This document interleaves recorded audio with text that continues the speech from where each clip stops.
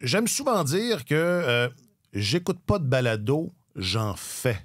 Je trouve que ça me rend sympathique comme phrase. C'est comme quand Gascon rentre avec ses lunettes fumées. Je trouve ça accessible, sympathique. T'sais. Mais c'est pas faux. J'en écoute très peu de balado. J'en fais très peu aussi, dans le fond. J'en fais juste un. Mais j'aimais bien, et je l'écoutais sporadiquement, mais j'aimais bien WTF de Marc Maron, qui a commencé il y a 16 ans. C'était bien simple.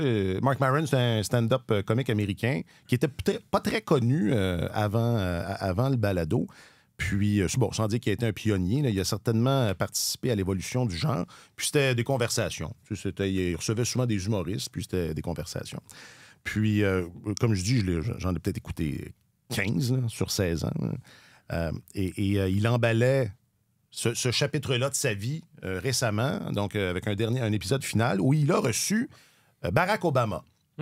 Bon, évidemment, là, autour de la table, on s'entend, il n'y a pas de personne de la droite radicale. Là, hein? Et c'est pas tant dans le... Je veux pas tant faire dans... Je pense que Obama, on a tendance à être d'accord avec quelques-unes de ses idées, mais c'est pas tant ça, plus que... l'essence de son propos, de la conversation, portait surtout sur comme quelle attitude avoir en ces temps qui sont pas toujours faciles. Alors, c'est une écoute que je vous recommande. Ah, OK. Bon, évidemment, il faut... J'ai vu des extraits de ça, mais j'ai pas écouté au complet. Il faut maîtriser l'anglais, là, parce qu'évidemment, c'est dans cette langue-là. Mais j'insiste là-dessus, c'est pas... c'est pas prêchi-prêcha, puis peu importe le spectre idéologique sur lequel vous vous trouvez, il y a quelque chose là de très inspirant et qui ravive l'espoir. Et ça me ramenait à son premier slogan quand il s'est présenté. Évidemment, il incarnait l'espoir pour un paquet d'affaires. On brisait le plafond de verre pour les afro-descendants et tout, mais il y a vraiment dans ce qu'il raconte. Puis c'est une conversation avec Maron, là, fait que c'est pas... ça fait du bien. Ça fait du bien, puis ça donne le goût de... comme. Je savais pas que tu étais désespéré. Je le suis. Je suis content que tu aies retrouvé l'espoir. Je l'étais, ouais, c'est ça. Je vais mieux. Non, mais tu sais, je dis souvent, ici, on fait attention là, que ce soit un endroit sécuritaire là, pour ça, là, non, se protéger. On fait pas attention. Non, la semaine prochaine, j'ouvre avec la guerre en Ukraine. Tenez-vous prêts. Tenez-vous prêts. Ouais. C'est un gros club. Ça va être feel good, ça. Ça va être feel good. Bref, recommandation. En écoutez-vous pas mal des balados? Oui. Ou vous faites juste en faire? Parce que ça, c'est cool. J'en écoute beaucoup. Ouais? As-tu des... J'écoute beaucoup j'écoute des balados de hockey, mais j'écoute les pires moments de l'histoire. Ah oui? Ouais. Ça, c'est sur OHDO, ça? Exact. Ouais, absolument. Ouais. J'écoute Pod Save America. Ouais, j'écoute The Daily. Également, ben là, du New York Times. Ben, ça paraît une évidence, mais il y a des gens qui ne connaissent pas ça. Non. Alejandro. Je sais. Non, je voulais pas te... C'est une bonne...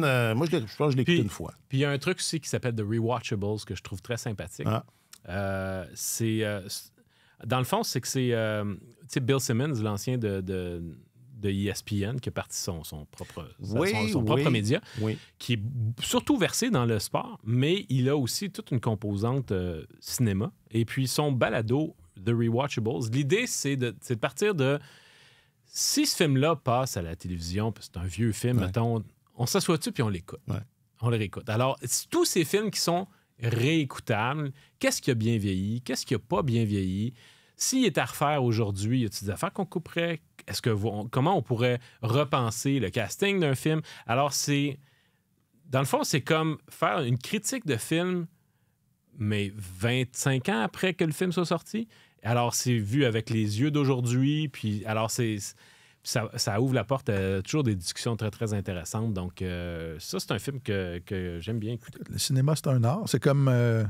aller au musée, regarder des tableaux qui ont été faits il y a 100 ans, 125 ans, puis on peut regarder ça. Réactualiser. Absolument. C'est un art, c'est comme Suzuki Caulfield à 2 secondes. C'est un art, ça aussi. C'est un peu toute la même affaire. Évidemment, les trucs dont tu parlais, j'imagine que ça se trouve sur toutes les plateformes, comme WTF dont je parlais. Ouais. D'accord. Ouais. Je l'ai juste là. Mais il n'y a rien qui bat notre balado à nous. Tu sais. Effectivement. Il n'y a rien. Voilà. rien. OK, aujourd'hui, les jeunes vieux, ça décongestionne pas à gauche. Et les Golden Knights font ce qu'ils veulent. C'est tellement hockey, épisode 432.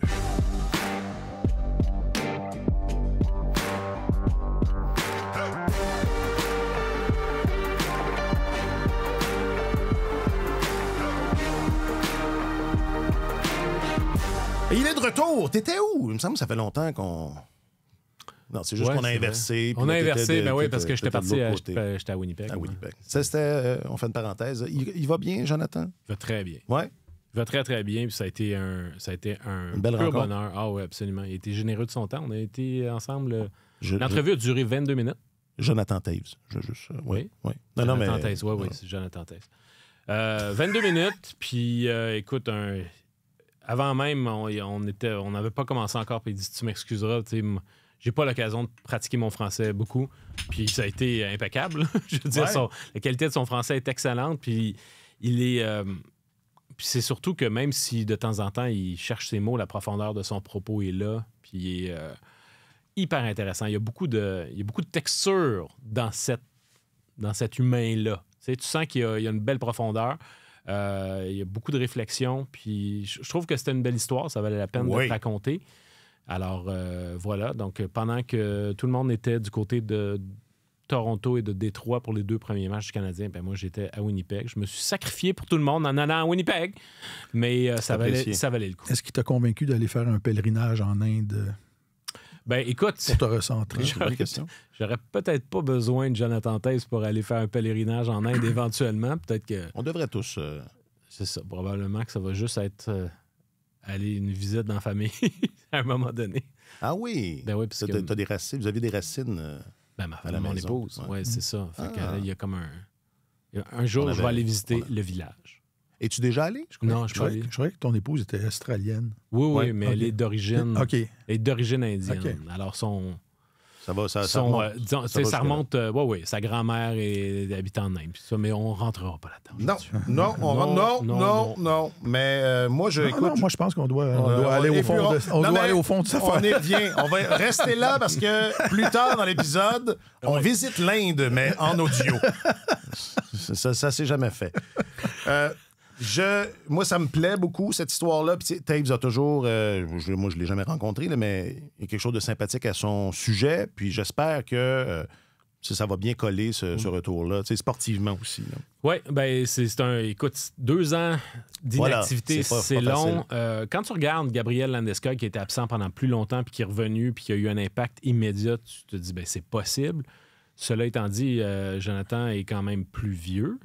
Il a 37 ans, fait qu'il revient au jeu à une époque où à peu près tout le monde a pris sa retraite. C'est ça qui est aussi une part de l'enjeu. Alors là, il a joué, à l'heure où on se parle, il a joué 4 matchs, il a une mention d'aide, puis il joue en moyenne 17 minutes par match. C'est quand même beaucoup, là.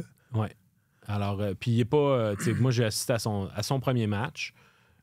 La première période, il y avait un petit peu de difficulté à suivre le fil. Il restait en maraude, puis il était pas souvent proche de la rondelle, mais tu voyais que plus le match avançait, plus les vieux réflexes ressortaient.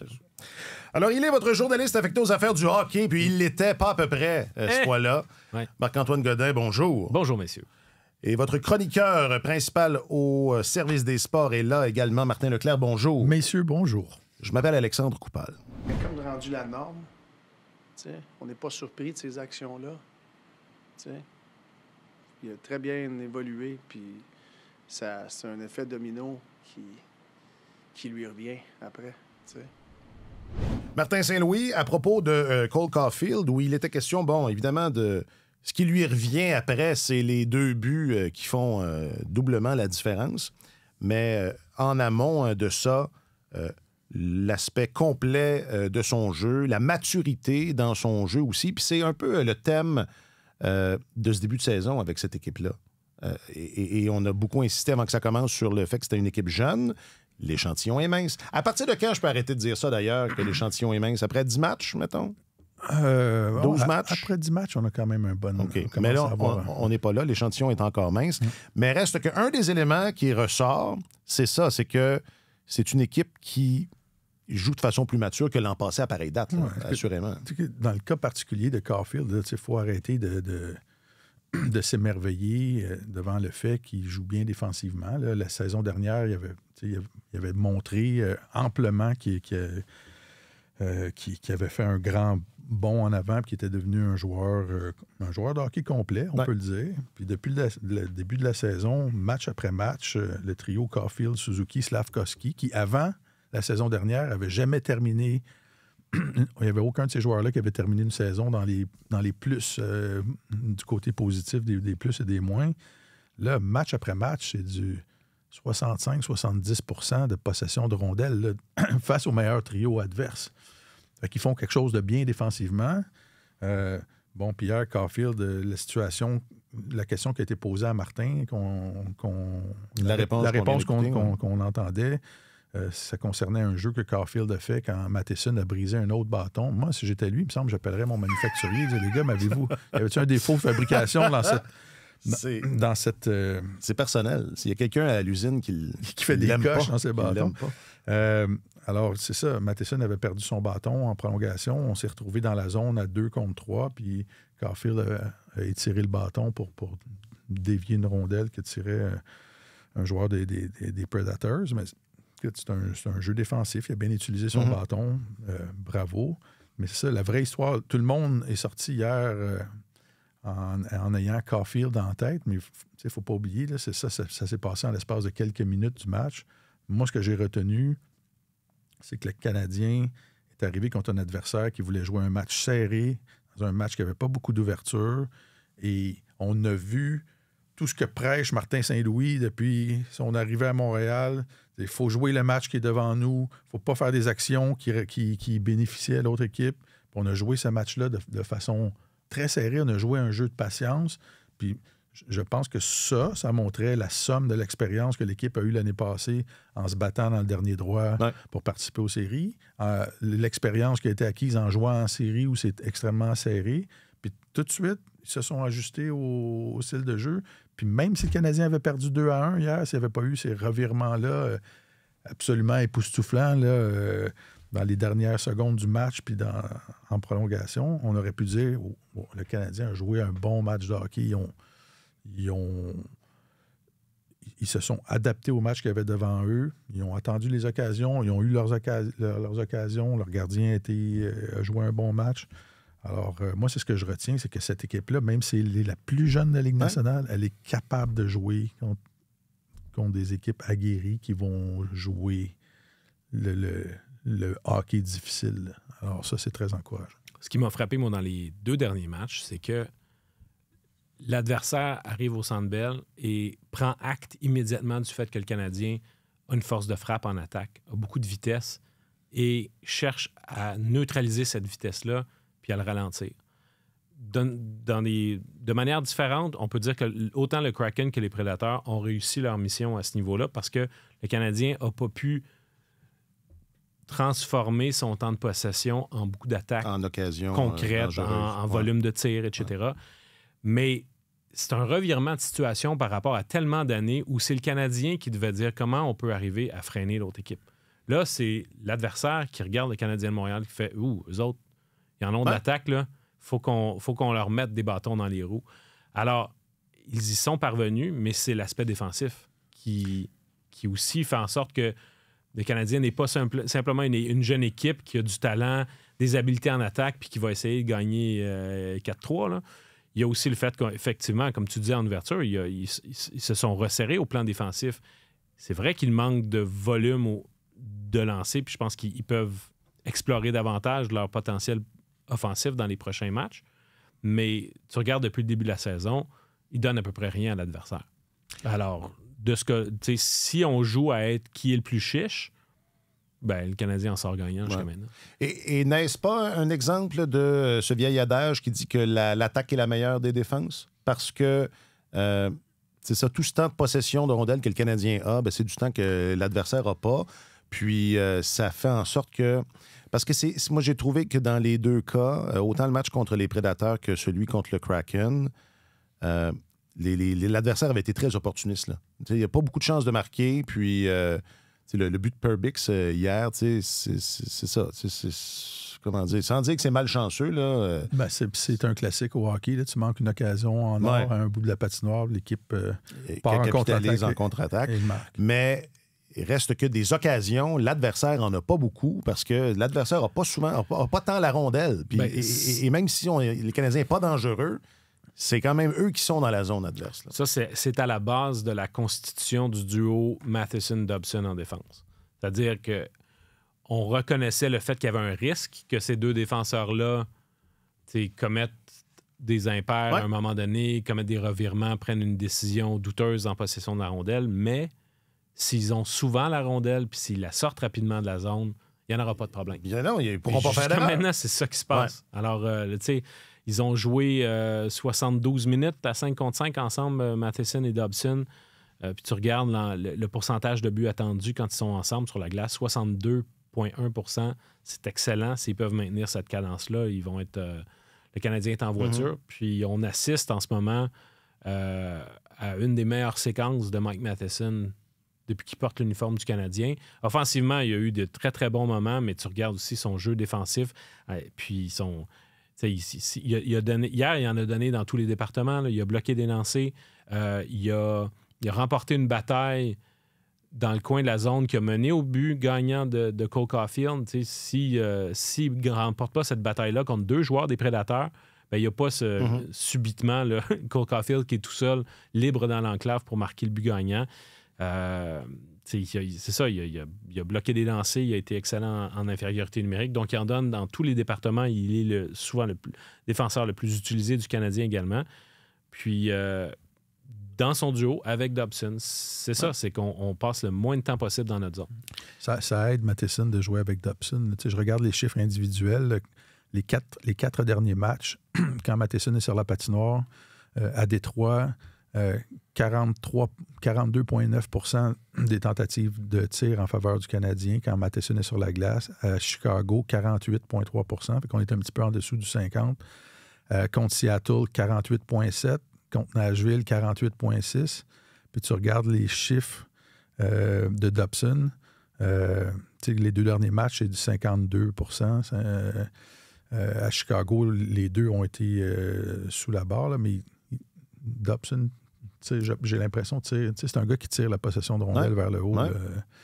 Fait que c'est très bon. Et le Canadien n'a pas été dominé une seule fois depuis le début de la saison au niveau des chances de marquer. Je me souviens pas. Ça fait plusieurs années que, sans doute, quand l'équipe était plus dominante, c'est arrivé, là, mais ça fait très, très longtemps que c'est pas arrivé dans 5 matchs de suite. Dans cette configuration-là, oui, absolument.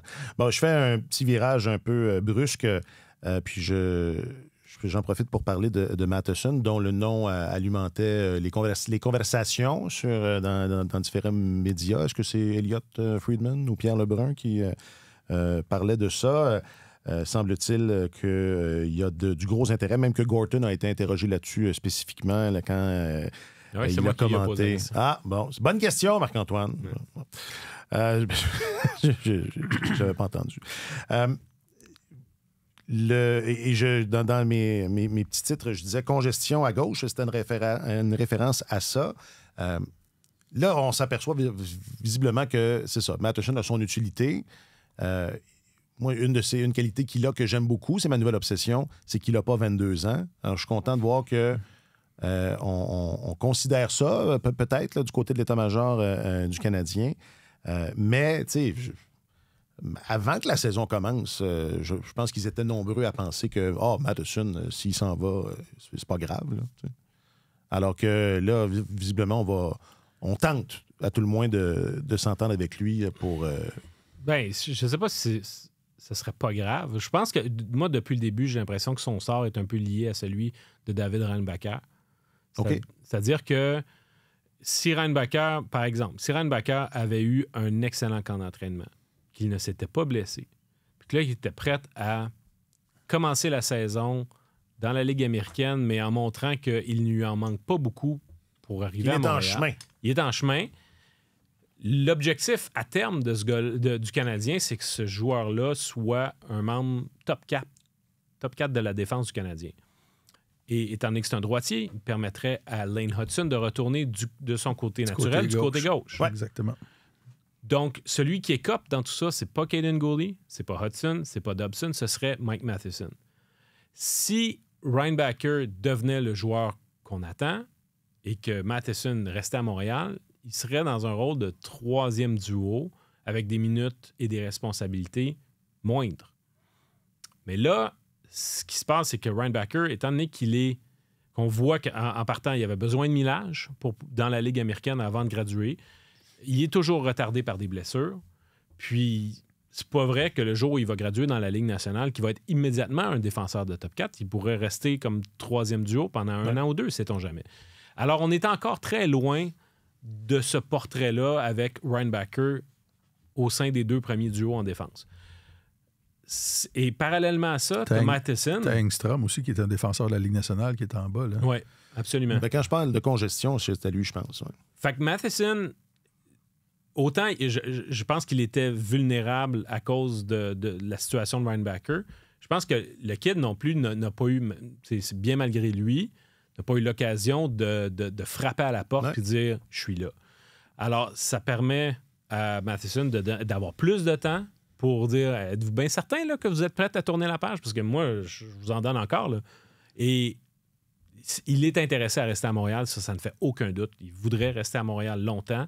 Puis Martin Saint-Louis l'aime beaucoup. La direction l'aime beaucoup. Gorton l'aime. Hughes le connaît comme le fond de sa poche. Il a été son agent pendant très longtemps. Donc, il y a une familiarité là, qui fait en sorte que, à chaque fois qu'il y a quelque chose qui fonctionne, une direction d'équipe d'hockey, puis c'est pas propre aux Canadiens, mais quand tu constates que quelque chose fonctionne, t'en éloigner pour essayer autre chose, c'est rare qu'on est spontanément tourné vers ça. Là, on voit que ça fonctionne avec Matheson. Il y a quelque chose qui... Il y a une belle... On est rassuré. Martin Saint-Louis a dit cette semaine, il dit, quand il est sur la glace, il n'y en a pas de problème. Je sens qu'il n'y a pas de problème, on va être correct. Alors, tu sais, je peux regarder mon téléphone. Et là, ça amène une situation humaine intéressante sur le même thème qu'on a débattu toute la semaine. Avec Gascon, on discutait de ça hier sur la passerelle. Son prochain contrat à Mike Matheson, ça va être son dernier. Là. Il a montré à tout le monde qu'il est capable de jouer. De tout faire. Oui. Il est capable de c'est un défenseur qui fait circuler la rondelle. C'est un défenseur qui s'est amélioré défensivement. C'est un défenseur qui est capable d'avaler une immense quantité de minutes. C'est un défenseur qui va bien vieillir parce qu'il a une glisse incroyable. C'est un excellent patineur. Forme physique hallucinante aussi. Oui, c'est un athlète. Il y a des qualités athlétiques exceptionnelles. Et là, donc, c'est l'occasion de signer le plus gros contrat de sa vie. Là. Il n'est pas tombé dans la bonne organisation. Tu te dis, c'est ton... Ben, c'est ça. C'est plate, mais... Si tu es placé dans cette situation-là, est-ce que tu étais prêt à prendre moins d'argent pour profiter de l'ombre des arbres que tu as plantés, que tu as contribué à planter? C'est sûr que c'est ça qui va arriver, Martin. OK, ben écoute, c'est intéressant, mais c'est un débat. C'est jusqu'à quel point. La question, c'est jusqu'à quel point tu es prêt à... Ça dépend de l'arbre, je pense. C'est ça. Oui, parce que... Tu sais, l'affaire, c'est qu'à cause de toute la situation des jeunes défenseurs... Mais tu dis, c'est sûr que c'est ça qui va se passer. Mais là, on a parlé des jeunes qui poussent en arrière. Là, que le Canadien va avoir une décision à prendre aussi. S'il décide de garder lui, ça veut dire qu'il y a des gars comme Engstrom. Puis il y en a un des deux qui va s'en aller. Non, mais tu as déjà, c'est ça, Jack Ice. Tu as abondance, là, vraiment. Puis... Tu parlais des destins de Reinbacher et Matheson étant liés. Tu sais... Reinbacher a son destin à lui aussi. Là. Peut-être que... Et je pense que ce serait bon pour tout le monde que ce destin-là s'accomplisse et qu'il soit positif. Là. Ce qui n'est pas fait encore. Ce qui n'est pas fait, mais il y a certainement un souhait. Là, donc, c'est ça. C'est parce que moi, c'est deux de mes obsessions. Hein, vous commencez à les connaître. Le gaucher à gauche, droitier à droite. Là, ça, c'est problématique. Puis l'âge, ça, c'est positif. Pour Matheson, moi, c'est le seul défenseur qui a plus que 25 ans. Ben quoi, Dobson a 26. Dobson a 25. Mais bon. Alors, Carrier également. Okay. Oui, 29. Bon. Mais c'est écoute, en même temps, si tu es la plus jeune équipe de la Ligue nationale, il faut bien qu'il y ait plusieurs jeunes joueurs.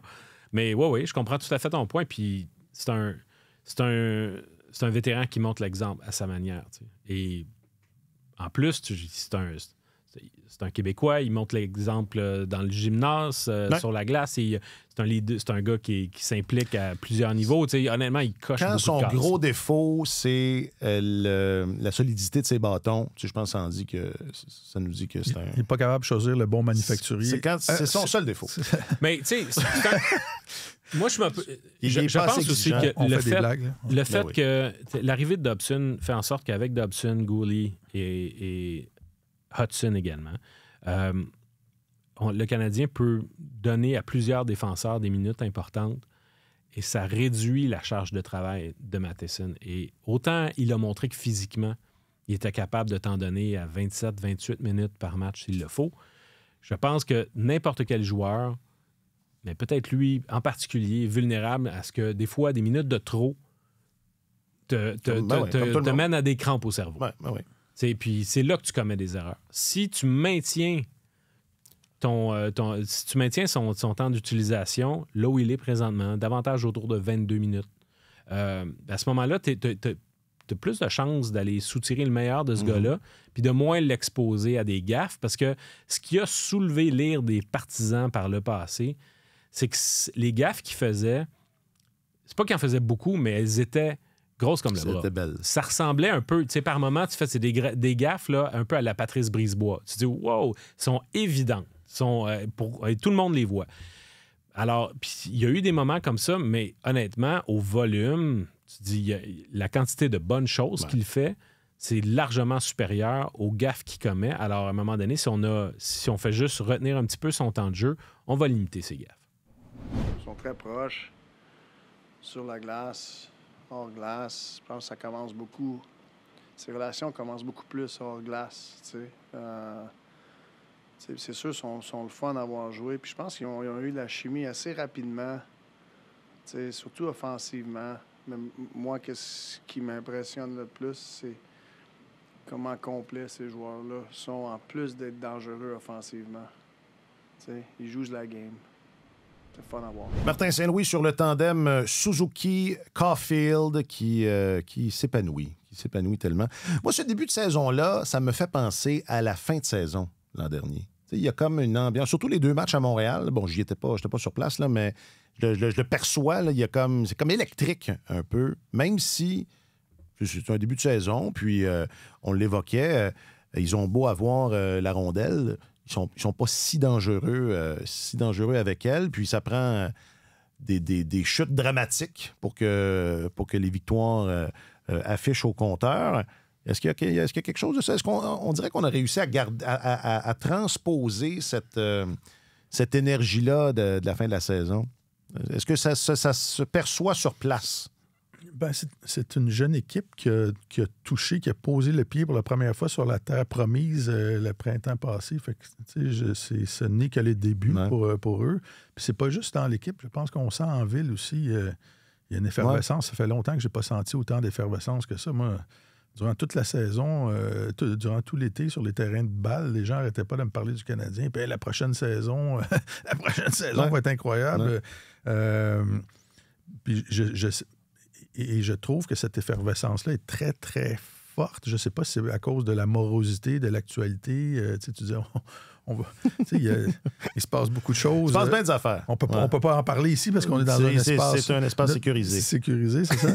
Mais je sais pas si c'est la contrepartie de la morosité de ce qui se passe ailleurs dans la société. Mais je trouve que jusqu'à présent, ce qui est très encourageant comme entraîneur, quand tu regardes ça, là, si on regarde honnêtement les 5 premiers matchs de la saison, là, cette équipe-là ne fonctionne pas à plein régime. Ils n'ont pas joué un grand match à Détroit. À Chicago, ils ont eu 10 avantages numériques. Ça a été par la peau des dents. Ouais. Hier, ils tiraient de l'arrière 2-1, puis c'était un match serré. Ils l'ont bien joué, mais l'avantage numérique ne fonctionne pas encore et tout ça. Alors, tu regardes ça comme entraîneur, puis tu te dis... Même si on ne joue pas, quand tu es entraîneur, tu t'imagines un plafond pour ton équipe ou un niveau. Puis tu dis, même si on ne joue pas si bien que ça, il y a des choses qui vont bien, mais même si tous les cylindres du moteur ne fonctionnent pas, on gagne. On roule. Et ça, c'est un bon signe. Ouais. Quand tu ne joues pas ton meilleur hockey, que tu réussis quand même à aller aller chercher des points. Oui, puis le Canadien, on a recommencé à entendre l'expression, là, leur match de catégorie B, là, alors, leur B-game. Alors, c'est ça qui... En ce moment, ils gagnent de cette manière-là, mais il faut que tu regardes aussi la qualité des adversaires. C'est sûr que s'il y avait des superpuissances de la Ligue, tu sais, l'autre soir, contre le Kraken de Seattle, le Canadien n'a absolument rien donné dans les 2 premières périodes. Puis subitement, en 3e période, il y a eu plus de laxisme. On a ouvert la porte de l'enclave au Kraken qui n'en a pas du tout profité. Une équipe plus redoutable offensivement en aurait peut-être davantage profité. Fait que on peut décider d'amoindrir leur succès ou leur mérite en disant que c'est pas des puissances de la Ligue, que ce soit justement Détroit, Chicago, Seattle, Nashville. C'est pas des superpuissances, mais qu'est-ce qu'on disait avant le début de la saison? C'est important pour le Canadien d'aller engranger des points tôt dans la saison. Et ils se sont arrangés pour le faire, même si c'est pas toujours de la manière la plus élégante possible. Alors, de cette manière-là, ils s'achètent du temps pour bien huiler d'autres aspects de leur jeu qui n'est pas encore à point, parce qu'effectivement, Martin, tu as raison de le dire, l'avantage numérique, pour l'instant, ça ne marche pas vraiment. Une chance de marquer un avantage numérique hier en 6 minutes. C'est pas bon. C'est épouvantable. Kirby Dach, tu vois qu'il y a des flashs, ça s'en vient, mais on patiente encore, mais pour moi, c'est pas une inquiétude, mais il n'est pas au sommet de sa forme. Il revient tranquillement, puis son trio est davantage mené par ses alliés que par lui. Newhook, ça va et ça vient. Le 4e trio, je trouve pas que Evans a un très, très bon début de saison. Patrick Laine, c'est pas un bon mix sur ce trio-là. Fait que il y a des soirs où Josh Anderson se démène un peu tout seul. Fait que, tu sais, il y a bien des éléments. Là. Il y a plusieurs éléments qui ne sont pas encore. Puis même Slavkovski, on pourrait dire qu'il n'est pas. Il pète pas le feu autant que ses 2 compagnons de trio. Ouais. Il y a bien des éléments encore qui ne sont pas à 100%, mais le Canadien gagne et de cette manière-là, achète du temps pour pouvoir s'ajuster. Patrick Laine, je parlais tantôt de Dobson qui a tendance à tirer la possession de rondelle vers le haut pour son équipe, pour ses partenaires de jeu. C'est un défi, je pense, pour Evans et Anderson parce que c'est pas des gars offensifs, c'est des gars qui vont... Evans, l'année passée, son trio avait du succès parce qu'on s'installait, on plaçait la rondelle en fond de zone adverse, puis on exerçait de la pression, puis on restait là. Il était très bon là-dedans. C'est ça, il passait beaucoup de temps en territoire adverse, puis à un moment donné, il profitait d'occasion, puis il allait chercher des points. Là, tu as 2 gars qui sont... je pense qu'ils peuvent plus briller dans ce genre de style de hockey-là. Puis là, ils ont l'aîné avec eux qui doivent trimballer, puis qui, lui, tire la possession de rondelle vers le bas. Et je regarde match par match, les 4 derniers matchs, là, Patrick Laine, souvenez-vous, là, quand tu as 40 % de possession dans un match parce que tu as été dominé pas mal, Patrick Laine à Détroit, 21,7 % de son trio, ça? De tentative, lui, individuellement. Okay. À Chicago, 18,2 %. Contre Seattle, 38,9 %. Puis contre Nashville, hier, 28,6 %. Ça, c'est le taux, le partage de tentatives de tir. Hein? Oui, ça, ouais. Exactement. Alors, tu regardes Evans à travers ça, lui, il se tient à 45, 40, 47. Puis Anderson, il se tient dans les mêmes zones un petit peu. Je l'ai ici, 45, 38 hier, 37. Mais tout ça est codépendant aussi, j'imagine. Là. Si l'aîné, ses chiffres étaient meilleurs, les 2 autres, ça serait meilleur. Aussi. S'ils avaient un partenaire de jeu qui pratiquait le même style qu'eux. Ouais. Si seulement il y avait ça quelque part. Faisait pas des revirements en arrivant à la ligne bleue ou qui a plus de facilité à sortir la rondelle du territoire, ça serait vers le haut. Les autres, ils doivent s'en ennuyer de Brendan Gallagher. Là. Oui. Ils ont... Parce que plus tôt cette semaine, on a posé la question à Josh Anderson, qu'est-ce qu'il pensait après les 4 premiers matchs de la façon dont son trio évolue, puis il dit on est encore en adaptation. Il y a eu un long onomatopée avant le début de sa réponse. Mais tu sais, logiquement, je pense qu'il faut penser que Gallagher n'est que prêté au trio de Dach. Ouais. Tu sais, t'as Dach qui revient d'une blessure qui n'est pas tout à fait stable, puis Bolduc qui vient d'arriver dans l'équipe, puis là, tu as un vétéran avec eux. Mais tu regardes Demidov, là, à 5 contre 5, Demidov, il il y a 3 chances de marquer en 5 matchs depuis le début de la saison. Mais regarde, de match en match, tu vois qu'il prend des pas. Oui, hier, ça a bien été pour ce trio-là, mais ça a été vraiment bon dans le match précédent. Fait qu'on verra, mais il me semble que Demidov... En tout cas, on verra ce que ça. Ça, oui, il y a de la fluctuation, disons ça, parce que moi aussi, il y a quelques jours, je pensais qu'il fallait faire quelque chose avec ça. Puis visiblement, Martin Saint-Louis valorise la stabilité. Là. Il va regarder les choses, puis il dit toujours on va se laisser guider, on va regarder. On verra, mais va falloir aider le trio d'Evans à un moment donné si on veut qu'il soit un bon 4e trio. Là. Parce que, Marc-Antoine, tu disais, ils ont parlé de leur B-game. Ouais. Bon, alors, comment amener ces performances de type B au type A? Là, ce serait un idéal, j'imagine.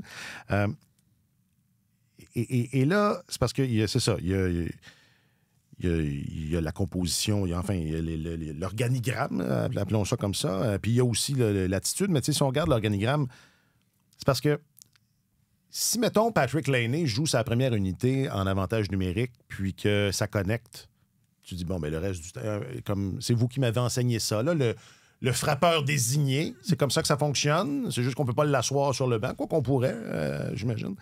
Mais tu dis, bon, OK, mais là c'est difficile de construire un argumentaire. Là. Parce qu'il ne joue pas sa première vague. Non. Et quand ça connecte sa deuxième, ça connecte un petit peu.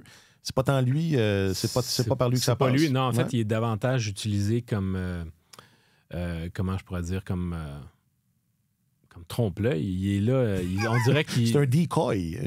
Il sort... en fait, il attire un joueur vers lui, ça ouvre de l'espace pour les autres. Alors, il se neutralise lui-même et il se sacrifie au nom des 4 autres joueurs sur l'unité, ce qui est utile, mais c'est sûr que ça prive le Canadien de son lancer. Mais s'il n'est pas un outil maximal en supériorité numérique, c'est sûr que c'est pas son jeu à 5 contre 5 qui va aider le Canadien. Mais pour répondre à ton autre question, comment passer du B-game au A-game, ben, je pense que c'est surtout une question d'opportunisme. C'est pas autant dans la façon de jouer que quand tu as des chances de marquer, tu es capable de les convertir. Puis, je pense que ça tient à peu de choses parce que le processus ou la façon de faire du Canadien en ce moment, elle est bien plus rodée que l'année dernière, ou du moins qu'en début de saison dernière. Mais si tu saisis tes occasions, ben là, t'es comme validé dans ce que tu fais. Puis là, la pression diminue, la confiance augmente. Puis finalement, tu te dis, ben là, continue comme ça va bien. Exactement. Ouais. Donc, c'est surtout ça. Une question à mon sens, c'est que... beaucoup plus une question d'opportunisme. Martin, qu'est-ce qu'on fait avec Laine? Qu'est-ce qu'on fait? Écoute, il y a on va se poser la question toute l'année. Non, mais posons-la autrement. Il y a un talent dominant, là, c'est sa capacité à tirer une rondelle dans un filet à partir du flanc gauche de la patinoire en avantage numérique. Si tu exploites pas ce talent-là, qu'est-ce qu'il fait dans ton équipe? C'est ça. L'autre question aussi, ça pourrait être jusqu'à quand on attend avant de faire des ajustements? Est-ce que ça s'en vient? Est-ce qu'il faut être patient encore? Parce que là, non seulement, c'est flagrant depuis 2 matchs, là, non seulement on a divisé les forces en avantage numérique, mais là, c'est comme presque à 1 minute pile, on change. Ouais. Fait que là, la première unité embarque sur la patinoire, prendre mise au jeu en zone adverse, il y a un dégagement, on fait une réentrée de zone, on essaie de s'installer, puis aussitôt que c'est terminé, tu as 2 chances de t'installer, puis après ça, va t'asseoir au banc, puis la deuxième unité embarque. Écoute, ça fait 2 matchs, je pense, que l'équipe génère comme une chance en avantage numérique, ou à peu près rien. Là. C'est un outil majeur. On s'entend, c'est un outil majeur, et c'est quelque chose qui a contribué fortement au succès de l'équipe l'année passée. Fait qu'il faut trouver une solution à ça. Et le gars qui a le plus contribué à ça l'année passée, on l'a placé au sein de la deuxième unité. l'apport qu'il avait. Dans le fond, c'était Hudson, Suzuki, Laine. C'est là que les connexions se faisaient, non? Il y a du lousse un peu dans la machine, pour prendre, excusez l'expression, mais je trouve que c'est un beau... Il faudrait resserrer. C'est ça. En même temps, Laine, c'est vrai qu'on voudrait utiliser davantage son arme de prédilection, un avantage numérique, mais ça se fait aux dépens de qui? L'année dernière, quand il était sur la première unité, ça a été compliqué de trouver une utilité à Cole Caulfield sur la première unité. Il était placé ailleurs, puis on dirait qu'il cherchait. T'sais. Là, il est plus... Parce que fondamentalement, ces deux gars-là travaillent à la même place. Ouais, exact. Alors, c'est l'un ou l'autre. Tu peux bien donner un autre mandat à Cole Caulfield, d'être plus proche du filet, etc. Mais c'est pas... Encore là, c'est pas là qu'il est le meilleur. Est-ce que tu vas dire, finalement, on va mettre Caulfield sur la deuxième unité puis on va amener Laine sur la première? Est-ce que Martin Saint-Louis oserait faire ça? Je pense que dans un monde idéal, il aimerait pouvoir avoir un trio à 5 contre 5 qui se reflète en avantage numérique. Je lui posais la question durant le camp d'entraînement, puis il disait ça, dans un monde idéal, ça serait comme ça. Ton premier trio, c'est ta première vague d'avantage. Exactement, parce que c'est plus facile après ça pour les rotations, les renvoyer sur la glace en même temps, etc. Mais...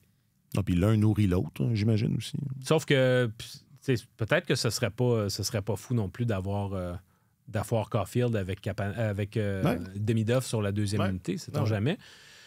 Mais c'est un problème. L'année, ça va rester un problème. Je pense que ça va rester un problème toute la saison. Puis ce que je vois venir comme un train, c'est que... C'est pas une petite intuition, là. Non, mais j'ai comme une vision. Tu le vois. Une vision. Ouais. C'est que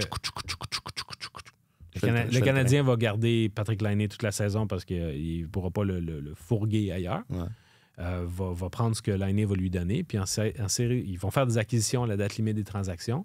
Puis quand ils vont devoir se conformer au plafond salarial des séries éliminatoires rendues au premier match des séries, ils vont dire, Laine, lui, si on soustrait son salaire, ça marche en dessous du plafond salarial avec les acquisitions qu'on va avoir faites à la date limite des transactions. Alors, écoute, c'est pas encore une prédiction, mais j'ai comme le feeling que c'est ça qui va arriver. Puis ça peut être utile. Ça peut être utile, tout cet espace-là sous le plafond. Écoute, voilà. Il l'accumule pas au quotidien pour rien. Non, il y a ça, mais ajoute un quoi? C'est 8.7. Ajoute un petit 8.7 à la fin, là. Mais tu soulèves quelque chose d'intéressant au sujet de Cole Caulfield, Marc-Antoine. Ça fait quelques jours que je réfléchis à cette question-là. Caulfield, là, tu sais, il est capable d'enfiler l'aiguille, c'est un marqueur naturel, mais quand tu regardes comment les avantages numériques sont déployés de nos jours, c'est pas un gars qui a un tir canon. Je pense pas que ce serait un sniper si on le plaçait à l'endroit où Laine joue habituellement, là, à la hauteur du cercle pour tirer sur réception. Il faut qu'il travaille. Sa force, c'est la rapidité avec laquelle il la dégaine. Oui. Fait que je sais, on l'utilise toujours posté près du filet. C'est pas un endroit de prédilection pour marquer une grande quantité de buts. C'est pas là qu'habituellement, c'est pas de là que viennent les buts habituellement. Puis tu regardes... je regarde parmi les joueurs qui ont eu autant de temps de jeu que lui en avantage numérique au cours des dernières années. Là, il n'est pas parmi la crème. Là, il n'est pas loin de... en termes de points par match, il n'est pas loin de Juraj Slafkovský.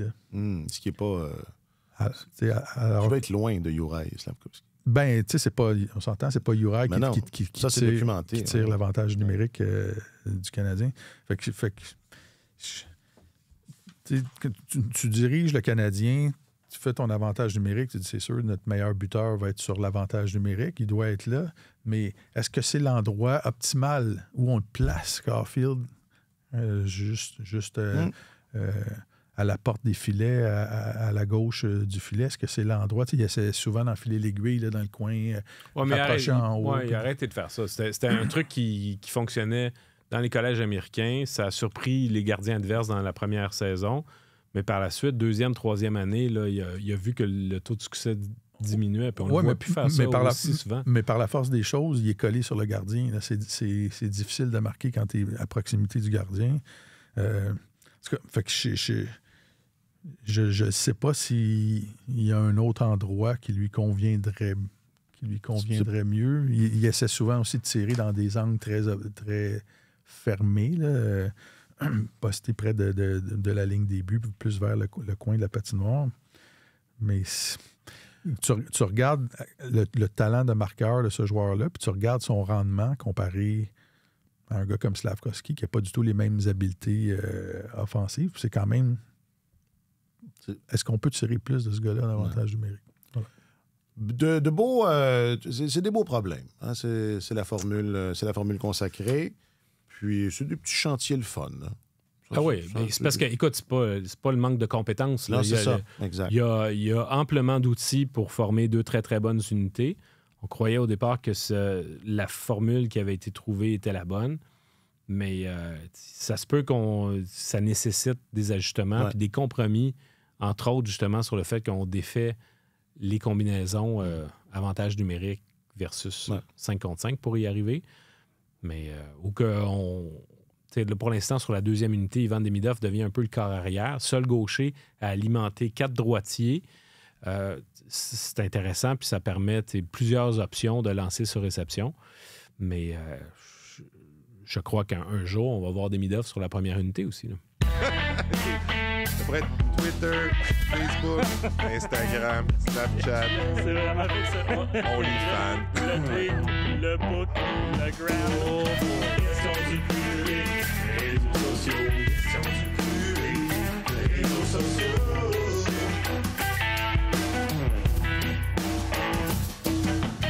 Questions du public, réseaux sociaux. On a demandé via les réseaux sociaux de Radio-Canada Sport en vue de cet épisode. C'était un clin d'œil à la prolongation de contrat de messieurs Jeff Gorton. Gorton? J'ai ajouté un T quand je faisais la question parce que je la filme maintenant. Puis, en tout cas, je ne sais pas pourquoi j'ai ajouté un T, mais là, il n'y en a pas de T. C'est Jeff Gorton et Kent Hughes. Donc, on a demandé, en plus d'une prolongation de contrat, Gorton et Hughes mériteraient. Alors, sur le book, Carlos, les clés du Parlement à Québec, il y avait beaucoup de références politiques quand Hughes a signé Hudson. Les gens semblent trouver que c'est des gestionnaires avisés. Pascal, un trio chez McDo à leur nom, le Mec Hugo. Je trouvais ça cute. José, aucun championnat de division, aucune coupe, même pas un top 10, alors on respire par le nez. Merci, José. Non, mais c'est le but du jeu, c'est pas de signer des contrats, là, c'est de gagner des championnats. Donc, c'était sur Facebook, ça aussi. Sur le Gram, 2 Pierre-Loup, leur en direct de l'univers. Hein, peut-être que... Est-ce qu'on peut faire quelque chose pour aider ça, nous autres, étant donné que... Je pense pas, hein? Étant donné qu'on est... Non. Simren, toujours sur le Gram, le prix Nobel de la paix. Ah bon, ça serait... sur le Tube, Babo, un mandat d'arrêt pour vol de grand chemin. Ça, c'est plus... Et sinon, sur le TOC Jean-Sébastien, un cadeau de Kyle Dubas, genre Crosby. Ah! Oui, ça meurt pas, ça. Les Pingouins ont quand même un moins mauvais début de saison que espéré. Par les gens. Alors, on le dira. Puis je voulais, tiens, je fais la parenthèse tout de suite, mais ça a beaucoup été dit, ça aussi, que le Canadien avait un début de calendrier avec des adversaires prenables. J'ai trouvé, moi, que Nashville et Seattle, je les ai trouvés plus robustes au sens figuré, là, que ce à quoi, sur papier, on aurait pu s'attendre. C'est vrai que Nashville, ça a tellement mal été l'an passé, on se dit, c'est une équipe de bas de classement. Attention, tu sais, je pense qu'ils pourraient être candidats là, à un soubresaut. Oui, moi, je pense pas que ce soit une équipe de séries éliminatoires, mais ils étaient meilleurs. C'est ça. Ils sont meilleurs que ce qu'ils ont montré l'année dernière. Quant au Kraken de Seattle, écoute, ils ont donné une bonne opposition face aux Canadiens, mais honnêtement, j'y crois pas tellement à cette équipe-là. Moi, Nashville m'a donné l'impression hier d'une équipe une équipe où il y a beaucoup de vétérans, là, le noyau est âgé, qui a réalisé, écoutez, on n'est pas une super puissance, là, on va jouer à la vie, à la mort, le jeu le plus serré possible pour rester dans les matchs. Alors que l'année passée, Quelqu'un a dit quelque chose du genre, là, on pensait que ce serait plus facile. Non, c'est ça. Ouais. Avec les acquisitions qui avaient été faites durant l'été 2024, là, les gens disaient, OK, c'est parti, Stamkos, Marchessault arrive, cette équipe-là va marquer une grande quantité de buts, puis ils en ont donné beaucoup aussi. Ils ont eu des problèmes défensifs. Mais c'est vraiment une équipe, je pense, lucide qui joue en se disant on n'a pas le choix de jouer comme ça. Là. Donc, candidat à un soubresaut, aimes-tu ma formule? Les Prédateurs? Oui. Ça ne veut pas dire qu'ils vont faire les séries, là, mais ça va être une meilleure équipe que... L'année passée, ça a été catastrophique. Oui. Un petit mot sur ce qui devrait être de la grosse compétition pour le Canadien dans la division Atlantique. Les mauvaises nouvelles s'abattent sur les Sénateurs qui ont gagné hier quand même. Reste que, c'est quoi, Brady Tkachuk, ça risque d'être très long, là. Ben là, on parle d'une absence qui pouvait aller jusqu'à 8 semaines à la suite d'une opération pour un doigt fracturé. C'est embêtant, ça. C'est embêtant parce que... C'est pas loin de Noël, ça, là. Oui. Puis, c'est un gars qui veut absolument participer aux Jeux olympiques et défendre les couleurs des États-Unis. Les Sénateurs n'ont pas vraiment le luxe de se passer de leur meilleur joueur ou d'un de leurs 2 meilleurs joueurs pendant une aussi longue période. Ils n'ont pas le genre de début de saison, je pense qu'ils auraient souhaité. Ils ont le pire différentiel de la Ligue. Après 5 matchs, ils sont à moins 9. 25 buts accordés. Ouais. Ça, c'est pas bon, ça. Non. Généralement, c'est pas ça que tu veux. Non. C'est pas ça que tu veux. Non. Alors, tu sais, en partant, c'est une équipe qu'on projetait comme étant une équipe qui se bat pour une place en série, mais pour laquelle rien n'est acquis. Si tu t'ôtes Brady Tkachuk de l'équation, ça complique le portrait encore plus. Heureusement pour eux, là, en ce moment, Shane Pinto va très, très bien. Mais moi, c'est une équipe, je regarde puis je me dis... ils n'ont pas énormément de bons jeunes dans la pépinière encore. Il y en a un ou deux. Tu as Yakemchuk qui va venir. Puis un jour, il y a Logan Hensler qui va s'en venir. Mais c'est pas une équipe qui dit « Ah, ben là, leur avenir est assuré. Attention, la cavalerie va débarquer puis va ajouter au groupe qui est déjà là. » Ce qu'on voit des Sénateurs, c'est pas mal... Oui, mais c'est quand même bien.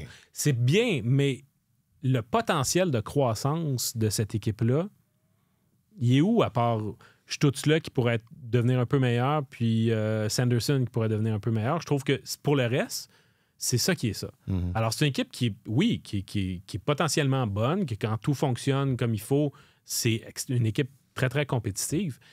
Mais j'ai l'impression que d'une part, j'avais écrit une petite note dans les dossiers à suivre durant la saison en ouverture de calendrier. À cet effet-là, les Sénateurs, ça leur a pris énormément de temps à décoller. Puis j'ai l'impression que l'avion n'ira jamais en altitude. T'sais. Alors, ils volent, ils ont décollé. Ça, c'est dangereux. Ils ont décollé, mais j'ai pas l'impression que ça va aller super haut. Là. Ils ont atteint leur apogée, mais c'est une apogée douteuse. On sait pas. C'est une petite apogée. Oui. Fait que c'est... Ah ouais? Ah, OK. Tu sais, ils sont pas... Ils sont mieux de gagner vite parce que à un moment donné, ils ont des joueurs clés qui vont arriver en fin de contrat. Giroud va arriver en fin de carrière. Puis, tu sais, s'ils font pas de gros pas en avant à la vitesse, par exemple, où le Canadien fait des pas en avant, puis que s'ils plafonnent, ben ça sera pas long. Là. Dans 2-3 ans, on va commencer à reparler de reconstruction à Ottawa. Il faut qu'ils continuent de faire des pas en avant. Puis si tu n'as pas Tkachuk cette année, ou du moins pendant 2 mois, pour le faire, ça complique les choses. Alors, mais reste que, c'est ça, ça ouvre un peu, pas ça ouvre, mais c'est hors du contrôle de tout un chacun. Ça pourrait arriver aux Canadiens, je ne devrais pas dire ça, mais ce sont des équipes qui ne peuvent pas se permettre de perdre des gros morceaux. Il y a juste les Panthers qui peuvent se permettre ça. Oui, c'est ça. Non, mais visiblement, en tout cas, ça reste à voir. Souvenez-vous, on disait quand c'est la Ligue nationale qui finalement a donné le feu vert aux joueurs impliqués dans le scandale d'équipe Canada Junior 2018. On se disait, on va en apprendre sur la culture des équipes si jamais il y en a une de celles-là qui embauche un des joueurs qui ont été acquittés, là, mais qui vont traîner quand même un aura sombre. Je sais pas pourquoi, mais on dirait que les Golden Knights de Vegas embauchent Carter Hart. Je sais pas. C'est comme si ce préambule-là que je viens de faire, pas que ça m'étonne pas, mais on dirait que je sais pas. Je sais pas si c'est parce que c'est Vegas, mais c'est comme...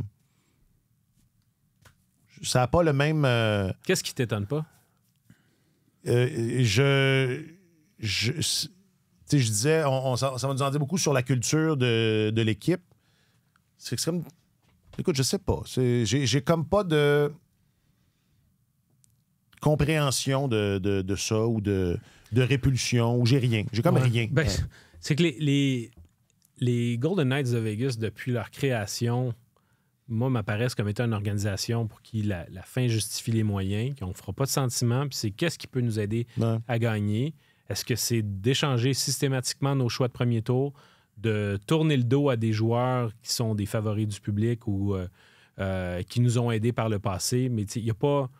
C'est assez intransigeant. Ouais, puis, c'est assez coupe-gorge. Oui, absolument. C'est une des organisations qui est définie de cette manière-là. Puis là, eux, ils ont une opportunité, dans le cas de Carter Hart, d'aller chercher un gardien de but qui était très prometteur, qui a eu une excellente saison, sa deuxième dans la Ligue nationale, mais sinon, qui a montré de très, très bons flashs derrière une défensive qui était plus souvent qu'autrement poreuse, mais c'est encore, sur le plan strictement hockey, c'est un bon pari, même si après 2 ans sans avoir joué, je ne sais pas, ça pourrait être long qu'il retrouve son synchronisme, mais on verra bien. Mais eux autres, ils ont une situation qui est un petit peu chambranlante devant le filet. Adin Hill a été bon pour eux autres, mais il s'est essoufflé en série. C'est un gars qui n'est pas habitué de jouer beaucoup, qui est vulnérable aux blessures. Ils n'ont pas vraiment un gardien de but adjoint qui est éprouvé puis qui peut prendre beaucoup de tâches de travail. Ouais. Donc, si eux autres, leur projet, c'est de dire on va être une équipe de calibre de la Coupe Stanley, ils avaient besoin d'un gardien de but solide, plus solide qu'ils avaient Ilya Samsonov l'année dernière, qui n'a même pas été signé nulle part cette année. Alors là, ils ont un gars qui traîne, là, qui est disponible. C'est du contenu gratuit. Oui, c'est vrai. Et ils sont allés là où d'autres équipes ne seraient pas allées. Fait qu'au plan... Puis je pense qu'ils pouvaient se le permettre parce que pour eux, justement, la fin justifie les moyens. Tu regardes une autre équipe comme les Hurricanes de la Caroline qui ont fait du genou à Carter Hart puis à Michael McLeod. Il y a eu une pétition d'amateurs en Caroline, entre autres parmi les amateurs, les détenteurs de billets de saison, qui disaient on ne veut pas que vous signiez ces gars-là. Fait qu'il y a une sensibilité qui est différente en Caroline, où eux autres, peut-être que leur base d'amateurs, qui n'est pas énorme, ils ont besoin de l'entretenir puis de l'écouter. À Vegas, ils n'ont pas eu ce souci-là. Dans la capitale du vice, c'est pas la même chose. C'est ça, puis c'est pas... Non, mais c'est ça aussi, c'est... Enfin... Ce qui est particulier dans cette histoire-là aussi, c'est que le procès des 5 co-accusés dans le cadre de l'affaire du scandale d'Hockey Canada a complètement changé de direction à Las Vegas durant le procès. Souvenez-vous, le témoin clé qui a fait dérailler un peu le procès, c'était Brett Howden, qui témoignait depuis Las Vegas en visioconférence parce que l'équipe était en série, si ma mémoire est bonne, durant ce temps-là. Et Brett Howden, qui était présent dans la chambre d'hôtel, qui avait raconté aux policiers qu'il s'était senti tellement mal de la situation, qu'il avait vu Dylan Dubé donner la fessée à la jeune femme, que ça semblait extrêmement douloureux. Il avait texté un de ses coéquipiers en lui disant « Moi, je suis sorti de là, je suis tellement content d'être sorti de là parce que ça avait l'air douloureux ce que la jeune femme subissait. » Et ça, quand Brett Howden est venu témoigner, il y a eu une spectaculaire perte de mémoire. Il disait ne plus se souvenir de ça, alors qu'il l'avait répété plusieurs fois. Il est allé témoigner en kangourou, là, en portant un hoodie, alors que quand tu te présentes habituellement comme témoin dans un tribunal, tu prends la peine de... Il y a un certain décorum. C'est ça. Ouais. Et là, ça a fait dérailler le procès parce que là, la couronne a dit, écoutez, ce gars-là feint une perte de mémoire pour aider ses anciens coéquipiers, ça n'a aucun bon sens. Il faut admettre en preuve les textos qu'il a fait et les témoignages qu'il a fait auprès de la police. Et cette preuve-là, la juge, malgré toutes les démarches qui ont été faites, il y a 2 démarches différentes qui ont été faites par la couronne, ça a été exclu de la preuve.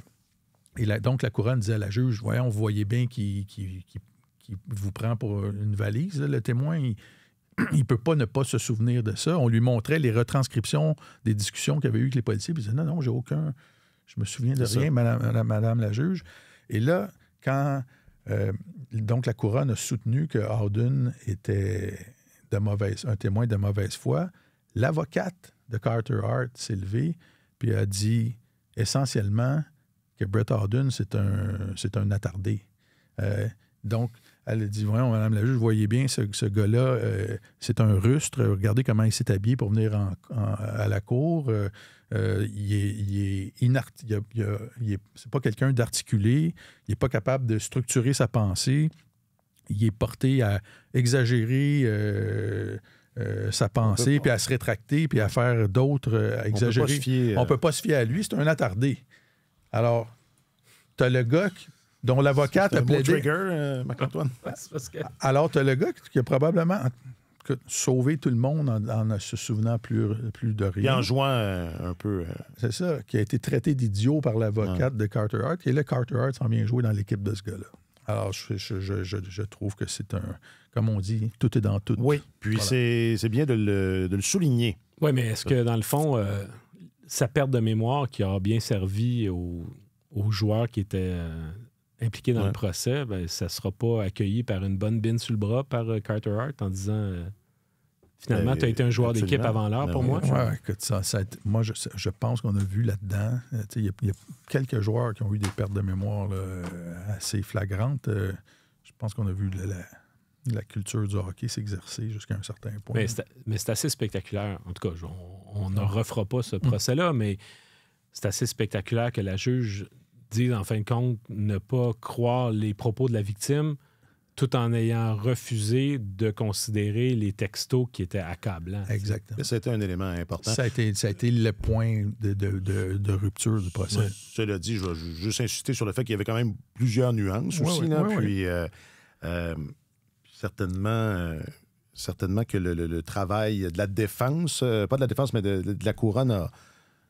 Je ne pense pas que EM avait été très bien préparé là, pour l'avalanche de questions qu'elle a affrontées, là, mais voilà, il y a des nuances à faire, puis les gars ont été acquittés, mais reste que il y a toute cette aura sombre dont je parlais. Mais tout le monde a reconnu que ça avait été un point tournant. C'était passé, en tout cas, c'est ça. Mais c'est pas... C'était pas dans tout ça, c'est pas passé là, dans la bonne humeur. Mais ça le dit, au plan hockey, on sera pas surpris que Carter Hart se trouve du travail, là. C'était...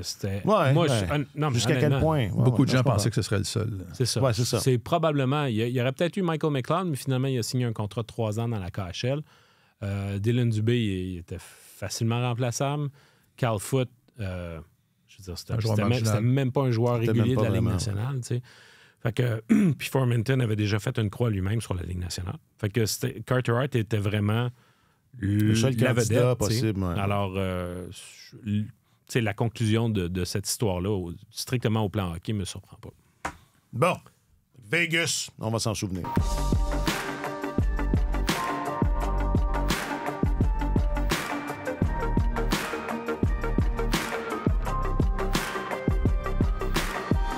Bon, c'est à partir de quand là, que l'échantillon, là, on peut arrêter de dire là, que c'est dans 5 matchs encore? Puis à partir de quand on peut dire là, que là, il faudrait qu'il se passe de quoi sur l'avantage numérique? C'est un marathon, là. On ne dira pas au kilomètre 8 qui va remporter comment va se passer la fin. Là. Il faut... ça donne quoi de faire un balado toute la saison si on tranche après 10 matchs? Ça donne quoi de regarder ça, ces matchs-là, si on sait ce qui va arriver? Bien, je pense qu'après, généralement, rendu au début du mois de novembre, tu peux déjà commencer à regarder la façon, la tendance des équipes. Je pense que c'était... Elliot Friedman mentionnait qu'au 1er novembre, tu as 15% des chances de faire les séries si tu es à l'extérieur des séries au 1er novembre. Donc, Ça, c'est une vieille... c'est le... Mais ça s'est déplacé parce qu'auparavant, c'était l'Action de grâce américaine. Puis là, finalement, c'est devenu tellement compétitif que finalement, tu te creuses un trou rapidement. OK. Non, mais ou c'est de la surenchère. C'est comme certains médias qui célèbrent des anniversaires, le 10e anniversaire, mais genre 3 semaines avant la date d'anniversaire pour être sûr d'être... J'en parle souvent de ça. Tu parlais de Trigger tout à l'heure. Là. Ça, c'est un état de marotte. Là, je trouve que c'est pas juste. Je trouve que c'est injuste. Cela dit, le Canadien renaît. Je pense. De ses cendres la saison dernière. Oui.